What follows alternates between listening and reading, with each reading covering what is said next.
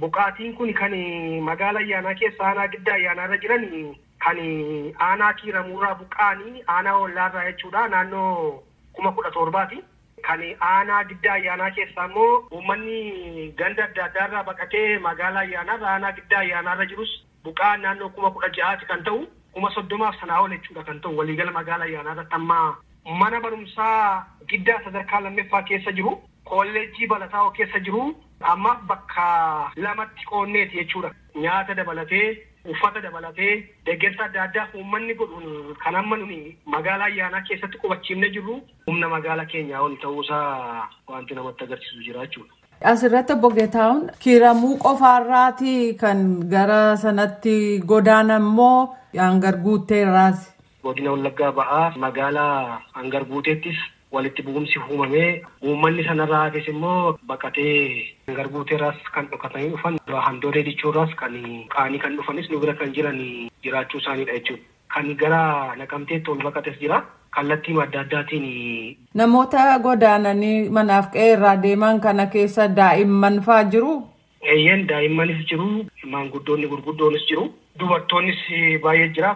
Daa'immaa fi namoota gurguddoo adda baafnee daataas akkasitti qabachuu baannes waliigala amma buqaan nu bira jiru jechuudha. Warra godaane kana keessa tajaajila fayyaa fa'aa kan barbaadan jiru. Eeyyeen sababa adda addaatiin buqqaa liqee isaaniirraa qabeenya isaaniirraati humna fiinxaaleeyyiitiin rukutamanii kan ba'an jechuudha. Kanarraa ka'ee namoonni dhukkubsatan jiru. Keezii beekamaatiin kan dhukkubsatan sukkaara, TB kan dhukkubsatan jiru isaanii adda ba'anii koreen fayyaa sun tajaajila yeroo fi kennanii nama adda baasaniiti yaalii san argachuu qaban kennaafii jiru jechuudha. Lakkoofsi namoota godaananii jiran manaaf qe'ee irraa fi gargaarsi dhiyeessaa jirtan waan wal madaalu isinitti fakkaata? Wal madaalaan miti. Deeggarsi lammiif jedhu sadarkaa yuunivarsiitii Wallaggaanis kan qindaa'aa jiru jira. Bulchiisa godina Wallaggaa ba'aatiinis akkasumas buusaa gonofaa godina Wallaggaa ba'aatiinis kan qindaa'aa jiru jira. Gargaarsi sun garuu sababa rakkoon nageenyaa fi ciccitiinsi daandii sababa jiruuf amma ammaatti nu qaqqabiin jira jechuudha.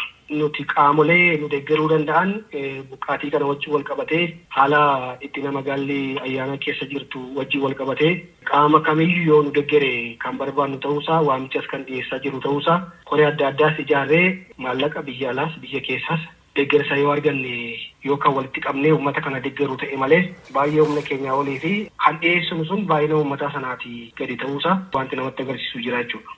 Lakkoofsi walitti bu'insa kanaan namoota du'anii ifatti kan beekamu jira waajjirri keessan bulchiinsi kan beeku. Miidhaa ga'e kana hooggansi godinaas kan gad bu'ee qoratu qaamni nageenyaas kan gad bu'ee qoratu jira. Dhumaatiin hammam ga'e miidhaa ga'e sana ganaa adda baasee koreen qaama dhimmi ilaallatu gabaasu ijaaramee hojii keessa galee jira jechuudha. Ammaaf garuu akka aanaa keenyaatti qabatamaatiin waan adda baasan hin qabnu. Adda ba'ee qoratamee kan gabaasni isaa dhiyaatu ta'a jechuudha. Gama kaaniin immoo warri dhalattoonni Amaaraa naannoo sanaa dhiyeessanii fakkeenyaaf Baahirdaar keessa jiranii iddoo sanatti humna addaa kan Oromiyaa fi kan isaan shanee jedhanii waamantu nu miidhee jedhu akka bulchaa naannootti waan akkasii hubattaniittu isin. Amma ammaatti gabaasni jiru kan agarsiisu humni kun humna ijaaramee duula geggeessaa jiru. Fiinxaaleeyyiin kun ifaaf ifatti qaama keenya qaama mootummaas karaa dhaabbatanii eeganii jechuudha kan waraananii qabeenya kan gubanii.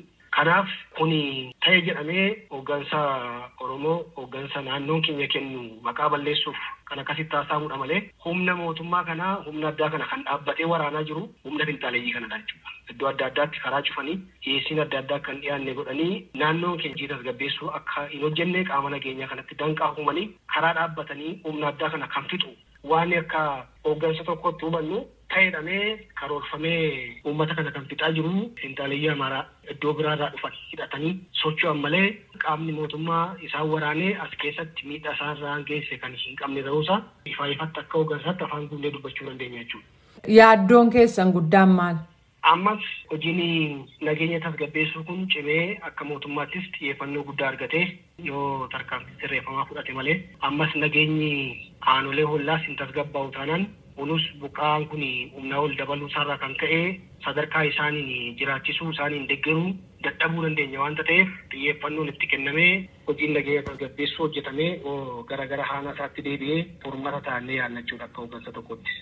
Gama kaaniin namoonni godina Wallaggaa Bahaarraa godaanan guyyaa guyyaatti 150 hanga 200 ta'an bulchiisa naannoo Amaaraa Bahardaar seenaa akka jiran ta'uu Koomishina Ittisa Balaa fi Wabii Nyaataa bulchiisa naannoo Amaaraatti koomishinara akka ta'an Adde Taaganyoo Addame raadiyoo Sagalee Ameerikaaf ibsaniiru.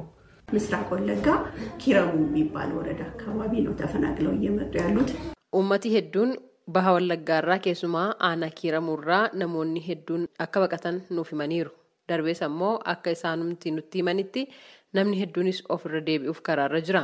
Kanaaf nuti waan gochaa jirru yoo jiraate warra fira qabu firatti warra kaan ammoo qallaba ji'a kenninee fi akka gara qubannootti deemu taasisuudhaaf jirra.